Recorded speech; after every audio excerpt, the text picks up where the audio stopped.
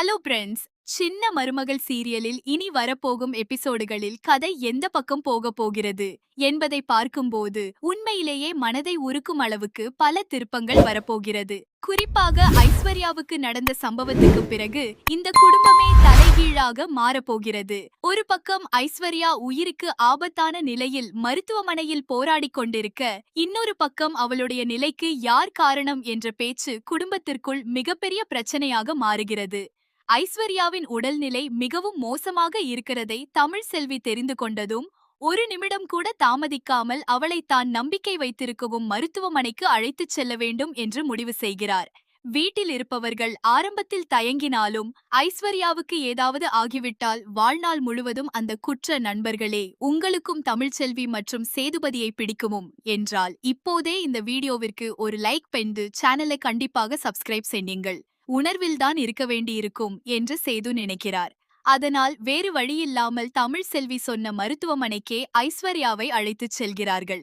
அங்கு மருத்துவர்கள் உடனடியாக அவளை பரிசோதனை செய்து நிலைமை சீரியஸாக இருக்கிறதை புரிந்து கொள்கிறார்கள். குடும்பத்தினர் அனைவரும் மருத்துவமனை வாசலில் பதற்றத்தோடு காத்திருக்க, ஒரு மருத்துவர் வெளியே வந்து ஐஸ்வர்யாவுக்கு உடனடியாக அறுவை சிகிச்சை செய்ய வேண்டும் என்று கூறுகிறார். இப்போது அடுத்த சில மணி நேரம்தான் மிகவும் முக்கியம் என்றும் ஆபரேஷன் வெற்றிகரமாக முடிந்தால் அவளை காப்பாற்ற முடியும் என்றும் நம்பிக்கை கொடுக்கிறார். இதை கேட்டதும் சேதுவின் கண்களில் கண்ணீர் வருகிறது. இதுவரை ஐஸ்வர்யாவை தவறாக புரிந்து கொண்டதை நினைத்து அவர் மனதுக்குள் உடைந்து போகிறார். எப்படியாவது அவளை காப்பாத்துங்க சார், அவளுக்கு எதுவும் ஆகக்கூடாது என்று மருத்துவரிடம் கெஞ்சுகிறார். அந்த நேரத்தில் தமிழ் செல்வியும் மனதில் ஒரு முடிவு எடுக்கிறார்.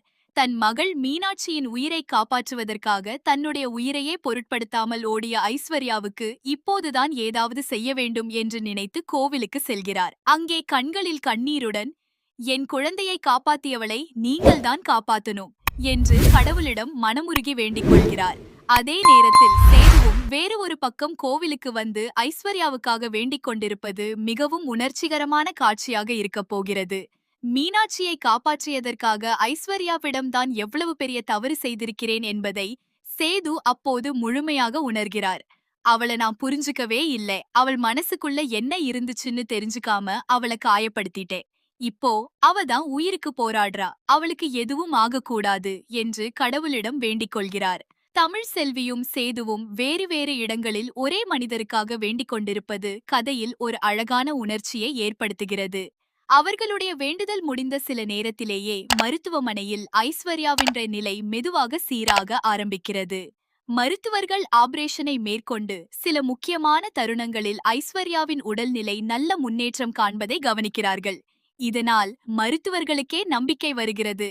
நீண்ட நேரத்துக்கு பிறகு மருத்துவர் வெளியே வந்து, இப்போ பயப்பட வேண்டாம், ஆபரேஷன் நல்லபடியாக முடிஞ்சிருக்கிறது, ஐஸ்வர்யா அபாய கட்டத்தை தாண்டிட்டாங்க என்று சொன்னதும் வெளியே காத்திருந்த அனைவருக்கும் உயிரே திரும்பி வந்த மாதிரி ஆகிறது.